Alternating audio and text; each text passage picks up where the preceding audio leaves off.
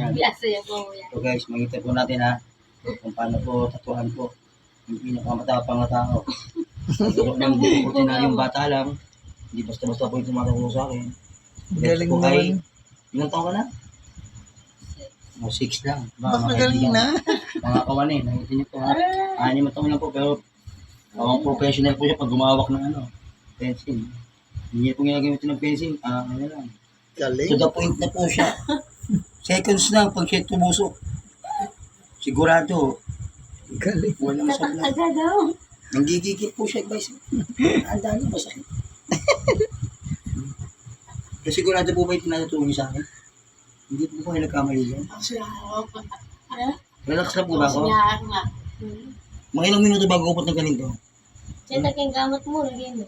Mga ilang minuto? Ang ilang minuto daw, Axel. Bago tanggalin. Ngayon, Tayo. pawang, sa mga naman ulit po natin ngayon, huwag po gagayahin yung ginagawa niya. Kasi pawang professional po yung gumagawa nito. Gaya po niya.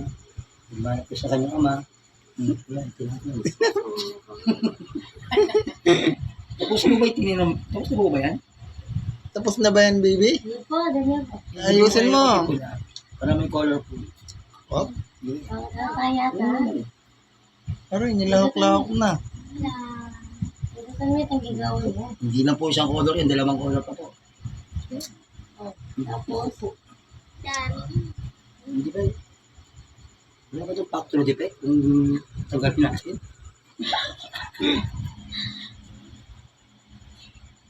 Kombinasyon ba? Red chop. Ay, Nilawayan pa.